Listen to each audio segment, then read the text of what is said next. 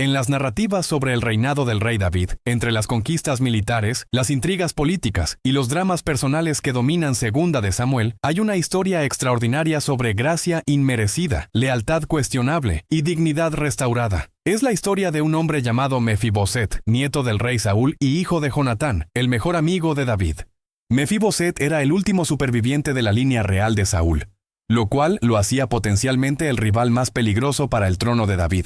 Pero también era un hombre lisiado de ambos pies, incapaz de caminar sin asistencia, dependiente completamente de la compasión de otros para su supervivencia. Cuando David lo mandó llamar años después de consolidar su reino, Mefiboset vino esperando ejecución, porque en el mundo del antiguo cercano oriente, los nuevos reyes rutinariamente eliminaban a todos los posibles rivales de dinastías depuestas. Lo que recibió en cambio fue algo que ni esperaba ni comprendía completamente: restauración total de las tierras de su abuelo, un lugar permanente en la mesa del rey, y seguridad garantizada por el resto de su vida. Lo que están a punto de descubrir es cómo la historia de Mefiboset se convirtió en una de las ilustraciones más poderosas de gracia inmerecida en todo el Antiguo Testamento, cómo su discapacidad física se entrelazó con su vulnerabilidad política, creando dependencia total de misericordia davidiana, cómo su respuesta a la gracia fue complicada por lealtades divididas y posible traición durante la rebelión de Absalón, y por qué su historia plantea preguntas incómodas sobre gracia, gratitud, discapacidad, dignidad, y las complejidades de vivir entre dos mundos, nunca completamente aceptado en ninguno. Esta es la historia de Mefiboset, el príncipe lisiado que comía en la mesa del rey, pero cuyo corazón y lealtades permanecen ambiguos hasta el final. Cuya experiencia nos enseña tanto sobre la generosidad de la gracia, como sobre las dificultades de recibirla cuando vienes de un pasado que te hace sospechoso. Para entender la historia de Mefiboset, debemos primero entender la relación compleja entre su abuelo Saúl y David. Saúl había sido el primer rey de Israel, ungido por el profeta Samuel en respuesta a la demanda del pueblo de tener un rey como las naciones circundantes. Inicialmente Saúl había sido exitoso, uniendo las tribus, derrotando enemigos, estableciendo una monarquía funcional. Pero su reinado se desmoronó debido a desobediencia a Dios. Cuando Samuel le ordenó destruir completamente a los amalecitas y todo lo que tenían, Saúl desobedeció, perdonando al rey amalecita y guardando el mejor ganado. Cuando confrontado, se justificó en lugar de arrepentirse genuinamente. Samuel pronunció juicio devastador. Por cuanto tú desechaste la palabra de Jehová, él también te ha desechado para que no seas rey. Dios entonces instruyó a Samuel ungir a un sucesor. El elegido fue David, el hijo menor de Isaí, un joven pastor de Belén. David fue traído a la corte de Saúl inicialmente para tocar música que calmaba los ataques de depresión y paranoia del rey. Luego David mató al gigante filisteo Goliat, convirtiéndose en héroe nacional. Las mujeres de Israel cantaban: Saúl hirió a sus miles y David a sus 10,000. Esta canción despertó celos insanos en Saúl. Sabía que David estaba destinado a reemplazarlo y pasó años intentando matar a David. En medio de esta hostilidad mortal se desarrolló una de las amistades más profundas registradas en la Escritura: la relación entre David y Jonatán, hijo de Saúl. Jonatán era el heredero legítimo al trono, pero reconoció que Dios había elegido a David en su lugar. En lugar de resentimiento, Jonatán desarrolló amor profundo por David. Primera de Samuel registra: el alma de Jonatán quedó ligada con la de David, y lo amó Jonatán como a sí mismo. Hicieron un pacto de amistad eterna, y Jonatán protegió repetidamente a David de los intentos de asesinato de su padre. Este pacto incluía promesas mutuas sobre el futuro. Jonatán hizo jurar a David: no quitarás tu misericordia de mi casa para siempre, ni aun cuando Jehová haya destruido de la tierra a todos los enemigos de David, será quitado el nombre de Jonatán de la casa de David. Jonatán estaba pidiendo a David que mostrara esed, amor leal del pacto, a sus descendientes después de que David se convirtiera en rey. Sabía que normalmente los nuevos reyes eliminaban familias de dinastías rivales. Estaba rogando que David fuera diferente. La tragedia llegó en la batalla del monte Gilboa. Los filisteos atacaron a Israel. Saúl y 3 de sus hijos, incluyendo Jonatán, murieron en batalla. Cuando la noticia llegó a la casa real, el pánico se extendió. Cualquiera asociado con la casa de Saúl estaba en peligro potencial.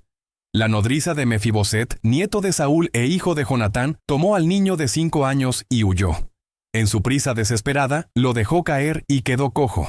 El texto hebreo es conciso pero claro. El niño sufrió caída que resultó en discapacidad permanente de ambos pies. Nunca caminaría normalmente nuevamente. Esta discapacidad tuvo múltiples implicaciones. Físicamente, Mefiboset requeriría asistencia para moverse. En una sociedad sin sillas de ruedas, muletas sofisticadas o infraestructura accesible, su movilidad sería severamente limitada. Socialmente, la discapacidad en el mundo antiguo frecuentemente conllevaba estigma. Las personas con discapacidades eran vistas como malditas o castigadas por los dioses, como cargas económicas, como menos que completamente humanas. Políticamente, su discapacidad lo hacía improbable candidato para liderar cualquier rebelión o reclamo militar del trono.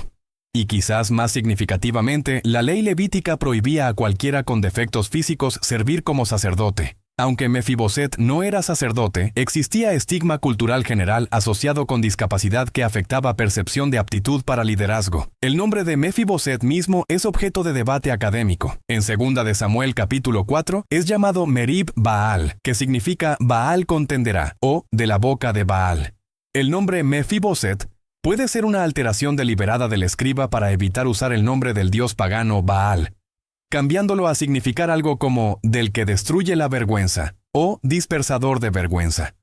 Esta práctica de alterar nombres que contenían referencias a Baal era común en la transmisión textual israelita. Después de la muerte de Saúl y Jonatán, la familia de Saúl fue dispersada. Mefiboset fue llevado a Lodebar, un lugar oscuro en Galaad al este del Jordán. Lodebar significa literalmente sin pastura o tierra sin nada, sugiriendo era región pobre y marginal. Allí Mefiboset vivió en la casa de Maquir, hijo de Amiel, aparentemente dependiendo de caridad de este hombre. Pasó años en este exilio, un príncipe caído viviendo en oscuridad y pobreza. Mientras tanto, David consolidaba su reino. Después de 7 años gobernando solo Judá desde Hebrón, mientras Isboset, hijo de Saúl, gobernaba las tribus del norte, David finalmente unificó todo Israel bajo su gobierno, conquistó Jerusalén y la hizo su capital, derrotó a los filisteos, moabitas, edomitas, amonitas, arameos. El reino se expandió dramáticamente.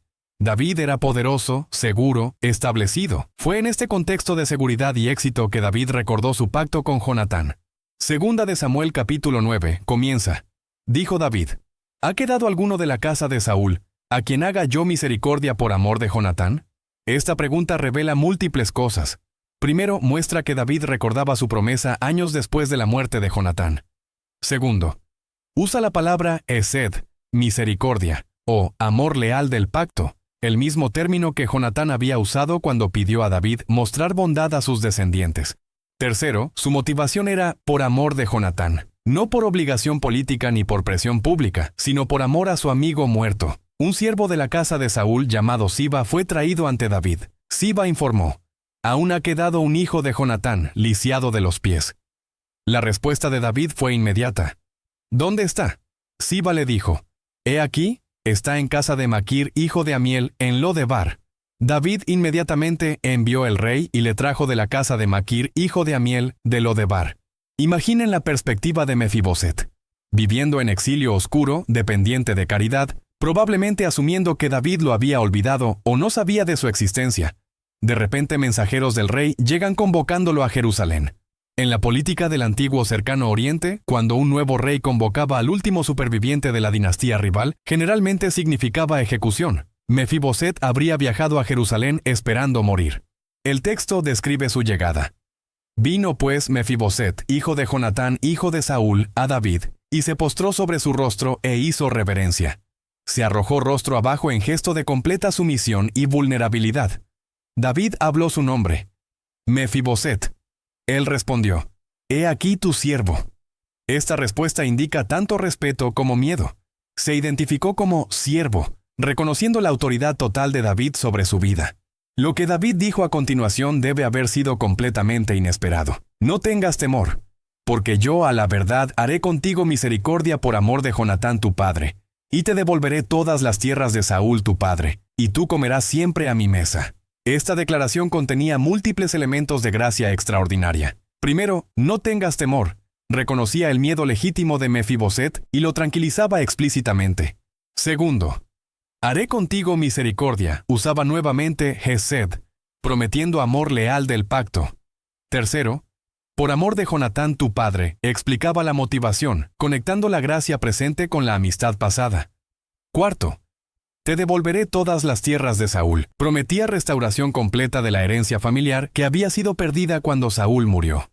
Quinto, comerás siempre a mi mesa. Ofrecía posición permanente en la mesa real, honor extraordinario que indicaba aceptación en la familia real. La respuesta de Mefiboset revela cuán incomprensible era esta gracia para él. Y él, inclinándose, dijo: ¿Quién es tu siervo para que mires a un perro muerto como yo? Esta declaración de autodesprecio usa dos imágenes. Tu siervo repite su estatus subordinado. Perro muerto es autodegradación extrema. Los perros en el antiguo cercano oriente no eran mascotas queridas, sino animales callejeros carroñeros. Un perro muerto era lo más bajo, más inútil, más despreciable imaginable. Mefiboset se veía a sí mismo como sin valor absoluto, indigno de cualquier consideración, mucho menos de gracia real. Esta autodescripción probablemente reflejaba múltiples factores. Su discapacidad física lo hacía sentir sin valor en cultura que valoraba fuerza física. Su estatus de miembro de dinastía caída lo hacía políticamente sospechoso. Sus años en Lodebar, dependiendo de caridad, habían erosionado cualquier sentido de dignidad o derecho. Se había internalizado completamente su marginación. David no argumentó con la autoevaluación de Mefiboset. Simplemente procedió a ejecutar su plan. Llamó a Siba, el siervo, y le ordenó: todo lo que fue de Saúl y de toda su casa, yo lo he dado al hijo de tu señor. Tú, pues, le labrarás las tierras, tú con tus hijos y tus siervos, y almacenarás los frutos, para que el hijo de tu señor tenga pan para comer. Pero Mefiboset, el hijo de tu señor, comerá siempre a mi mesa. Siba tenía 15 hijos y 20 siervos, todos los cuales ahora trabajarían las tierras restauradas para producir ingresos para Mefiboset. Esta provisión era generosa hasta el punto de ser extravagante. Mefiboset no solo recibiría tierras, sino también mano de obra para trabajarlas. No tendría que administrar personalmente las propiedades. Siba y su gran familia harían todo el trabajo. Los ingresos sustentarían a Mefiboset, pero él mismo viviría en Jerusalén, comiendo permanentemente en la mesa del rey. Era combinación de independencia financiera y dependencia relacional. El texto nota que Mefiboset moraba en Jerusalén, porque comía siempre a la mesa del rey, y estaba lisiado de ambos pies. Esta nota final sobre su discapacidad es significativa. El narrador nos recuerda repetidamente la condición de Mefiboset, no para ridiculizarlo, sino para enfatizar la gracia extraordinaria de su inclusión, a pesar de su discapacidad, a pesar de ser de familia rival, a pesar de años en exilio, comía en la mesa del rey como uno de los hijos del rey. Esta posición en la mesa real era más que provisión material. En culturas del antiguo cercano oriente, compartir comida creaba vínculo de obligación mutua y paz. Comer a la mesa de alguien significaba estar bajo su protección, aceptado en su círculo íntimo. Para Mefiboset significaba seguridad total, honor restaurado y pertenencia a la casa real a pesar de su origen como nieto del enemigo de David. Sin embargo, la historia de Mefiboset no termina aquí. Años después, durante la rebelión de Absalón, hijo de David, la lealtad de Mefiboset sería puesta en duda. Cuando Absalón se rebeló y David huyó de Jerusalén, Mefiboset no acompañó al rey.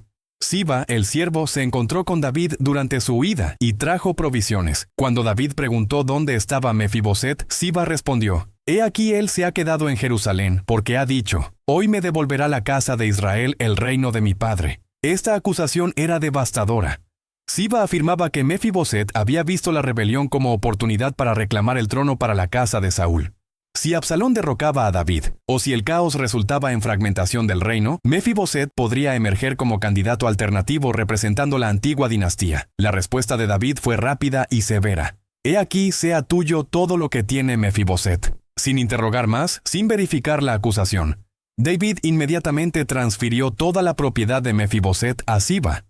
Esta decisión precipitada revela cómo incluso la gracia de David tenía límites. Cuando enfrentó crisis personal y traición de su propio hijo, interpretó la ausencia de Mefiboset como deslealtad. El hombre a quien había mostrado Esed ahora era sospechoso de ingratitud y oportunismo. Pero cuando David regresó victorioso a Jerusalén después de la muerte de Absalón, Mefiboset salió a encontrarlo. El texto describe su condición. No había lavado sus pies, ni había cortado su barba, ni había lavado sus vestidos, desde el día en que el rey salió hasta el día en que volvió en paz. Estas señales de luto eran evidencia visible de que había estado de duelo durante toda la ausencia de David. No eran apariencia que podría ser falsificada rápidamente. Eran resultado de semanas o meses de negligencia personal deliberada. Cuando David le preguntó, Mefiboset, ¿por qué no fuiste conmigo? Su respuesta fue, Rey, señor mío, mi siervo me engañó. Pues tu siervo dijo, ensillaré un asno y montaré en él e iré al rey, porque tu siervo es cojo. Pero él calumnió a tu siervo delante de mi señor el rey. Mefiboset afirmaba que había intentado ir con David, pero que Siba lo había traicionado, negándole transporte y luego calumniándolo ante David. Su discapacidad física habría hecho imposible seguir a David sin asistencia y animal de montar.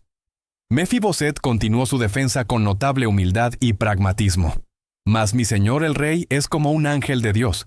Haz pues lo que bien te parezca, porque toda la casa de mi padre era digna de muerte delante de mi señor el rey. Y tú pusiste a tu siervo entre los convidados a tu mesa. ¿Qué derecho pues tengo aún para quejarme más contra el rey? Esta respuesta revela múltiples cosas. Primero, reconocía la autoridad absoluta de David para juzgar el caso. Segundo, admitía que su familia entera merecía muerte según estándares políticos normales. Tercero, expresaba gratitud profunda por haber sido incluido en la mesa del rey. Cuarto, sugería que cualquier injusticia actual era menor comparada con la gracia ya recibida. La respuesta de David fue dividir la diferencia. ¿Para qué hablas más palabras? Yo he decidido que tú y Siba os dividáis las tierras. Era solución salomónica que no tomaba lado claramente. O David no podía determinar quién decía la verdad. O no quería castigar completamente a ninguno. O estaba cansado del asunto completo. La decisión dividía las propiedades igualmente entre Mefiboset y Siba. La respuesta de Mefiboset fue extraordinariamente generosa. Deje que él tome todas, puesto que mi señor el rey ha vuelto en paz a su casa. Para Mefiboset, el retorno seguro de David era lo que importaba. Las tierras eran secundarias. Esta respuesta sugiere o genuina lealtad a David, o sagaz reconocimiento político de que mantener favor del rey era más valioso que propiedades materiales, o ambos. Este episodio deja preguntas sin responder. ¿Estaba Siba mintiendo sobre las intenciones de Mefiboset? ¿O Mefiboset estaba mintiendo sobre haber intentado unirse a David? ¿Era su luto genuino o actuación calculada? ¿Su disposición a renunciar las tierras reflejaba noble desinterés o simple pragmatismo? El texto no proporciona respuestas definitivas, dejando a lectores evaluar caracteres y motivaciones. Algunos intérpretes leen a Mefiboset como víctima inocente 2 veces traicionada. Primero por Siba, quien lo abandonó y calumnió. Luego por David, quien creyó acusaciones falsas sin investigación. Desde esta perspectiva, Mefiboset es figura trágica cuya discapacidad física lo hizo vulnerable a explotación y cuya gracia fue contaminada por sospecha persistente. Su generosidad al renunciar las tierras es vista como respuesta noble a injusticia. Otros intérpretes leen a Mefiboset más ambiguamente. Notan que su ausencia durante la huida de David, independientemente de la razón, creó apariencia de deslealtad. Sugieren que pudo haber calculado que quedarse en Jerusalén era apuesta más segura, cubriendo sus opciones independientemente de quién ganara la guerra civil. Su luto posterior podría haber sido genuino o podría haber sido aseguramiento político una vez que quedó claro que David prevalecería. Desde esta perspectiva, Mefiboset es figura más compleja, ni villano ni santo, sino superviviente navegando realidades políticas peligrosas con lealtades divididas. Una tercera lectura ve a Mefiboset como fundamentalmente pasivo, alguien a quien las cosas le suceden en lugar de alguien que toma acción decisiva. Su discapacidad física es paralela a una especie de discapacidad de agencia. Es rescatado por David, acusado por Siba, juzgado por David, todo sin mucha capacidad de controlar su propio destino. Su generosidad al final puede reflejar no tanto nobleza como resignación a ser continuamente dependiente de misericordia de otros. La historia de Mefiboset ha sido ampliamente utilizada en predicación cristiana como ilustración de gracia. Los paralelismos con el Evangelio son evidentes. Mefiboset era enemigo, nieto de Saúl quien intentó matar a David. Estaba lisiado e indefenso, espiritualmente muerto en el pecado. Vivía en Lodebar sin pastura, lejos de Dios. Esperaba juicio, muerte que merecemos, pero recibió gracia inmerecida, salvación, fue traído a la mesa del rey, adoptado en la familia de Dios, y recibió herencia restaurada, bendiciones espirituales. Charles Spurgeon predicó famosamente sobre Mefiboset, enfatizando su condición de lisiado de ambos pies, como imagen de completa incapacidad espiritual. Spurgeon notó que estar lisiado de un pie podría permitir algo de movilidad limitada, pero estar lisiado de ambos pies significaba dependencia total. Así los pecadores están completamente incapacitados espiritualmente, incapaces de venir a Dios por sus propios esfuerzos, dependientes completamente de gracia soberana. Esta aplicación homilética, aunque poderosa, tiene limitaciones. Puede inadvertidamente reforzar estigmas sobre discapacidad física al usarla persistentemente como metáfora de incapacidad espiritual o defecto moral. Personas con discapacidades físicas pueden resentir que su condición sea constantemente tratada como símbolo de algo negativo. Una lectura más sensible reconocería que la discapacidad de Mefiboset era condición física real, no simplemente metáfora espiritual, y que merecía dignidad y respeto independientemente de cualquier significado simbólico. La historia también plantea preguntas importantes sobre la naturaleza de gracia y gratitud. David mostró hesed extraordinario a Mefiboset, pero esa gracia vino con expectativas implícitas de lealtad. Cuando Mefiboset no acompañó a David durante la crisis, David interpretó esto como ingratitud y traición. Esto sugiere que incluso gracia tiene condiciones o expectativas adjuntas. ¿Puede gracia ser verdaderamente gracia si viene con cadenas de obligación? ¿O es la lealtad respuesta natural apropiada a gracia genuina? La ambigüedad sobre las verdaderas intenciones y lealtades de Mefiboset es también significativa. Si realmente permaneció leal a David, entonces fue víctima de falsa acusación. Si albergaba ambiciones de restaurar la casa de Saúl, entonces su aceptación de la gracia de David era hipócrita, pero quizás la realidad era más compleja. Es posible que Mefiboset tuviera sentimientos genuinamente mixtos, gratitud a David por su bondad personal, pero también conciencia de que como nieto de Saúl representaba una legitimidad dinástica alternativa. Podría haber sido simultáneamente agradecido y ambivalente, leal y tentado, dependiente y resentido. Esta complejidad hace a Mefiboset figura más real y relacionable. Pocas personas experimentan gracia sin alguna mezcla de sentimientos. Beneficiarios de caridad frecuentemente sienten tanto gratitud como vergüenza. Aquellos rescatados de situaciones desesperadas pueden estar agradecidos pero también resentidos de su dependencia. Mefiboset, navegando vida entre dos identidades, nunca completamente aceptado como miembro pleno de la casa de David, pero tampoco capaz de reclamar herencia de Saúl, representa experiencia de muchos que viven en espacios liminales entre mundos. Su discapacidad física añade otra capa de complejidad. En cultura que valoraba fuerza física y capacidad militar, ser lisiado de ambos pies era desventaja severa. El texto nos recuerda de su condición repetidamente, no para ridiculizar, sino para enfatizar cuán notable era su inclusión. Pero esa inclusión probablemente nunca fue completamente cómoda. Sentarse a la mesa del rey mientras otros se movían libremente, ser servido mientras era incapaz de servir en formas tradicionales, depender de otros para necesidades básicas de movilidad. Todo esto habría creado dinámica compleja de honor y vergüenza, gratitud y frustración. La provisión de David de que Siba y sus siervos trabajaran las tierras mientras Mefiboset vivía en Jerusalén fue generosa pero también potencialmente infantilizante. Mefiboset no administraba sus propias propiedades, no trabajaba su propia tierra, no controlaba su propio sustento. Era completamente dependiente de administración de Siba, lo cual, como eventos posteriores mostraron, lo hacía vulnerable a explotación. La gracia de David inadvertidamente creó estructura de dependencia que permitió que Siba lo traicionara. El nombre Lodebar, sin pastura, o tierra sin nada, de donde Mefiboset fue rescatado, es simbólicamente significativo. Representa lugar de carencia, marginación, olvido. Que David lo trajera de allí a Jerusalén, ciudad de paz y presencia real, es transformación geográfica y social dramática. Pero quizás parte de Mefiboset nunca dejó completamente Lodebar. Los años formados allí, dependiendo de caridad de extraños, probablemente moldearon su sentido de sí mismo de maneras que honor posterior en Jerusalén nunca borró completamente. La historia de Mefiboset termina ambiguamente. Después del intercambio sobre las tierras divididas, no aparece más en la narrativa bíblica. No sabemos cómo pasó el resto de su vida. Si permaneció en Jerusalén comiendo en la mesa del rey. Si Salomón le mostró bondad después de la muerte de David. O si finalmente algún rey posterior vio la casa de Saúl como amenaza y eliminó incluso a este último superviviente lisiado. El silencio textual nos deja con preguntas, pero quizás esa ambigüedad es el punto. La historia de Mefiboset no es narrativa simple de gracia recibida y gratitud perfecta.